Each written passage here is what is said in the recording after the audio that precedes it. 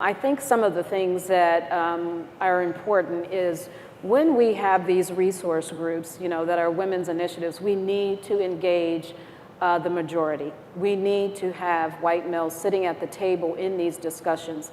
And some companies have done it better than others. But I think I think if you have a drawback of a resource group or an affinity group is that sometimes they become too insular. And they need to be more outward to others in the organization. They need to be externally facing, and sometimes they're not. Every opportunity is an opportunity to teach and train and make sure that people understand what is it like walking in your shoes. And I think that begins to change the conversation. I think it begins to include people in different discussions and give them a chance to be part of the decision making.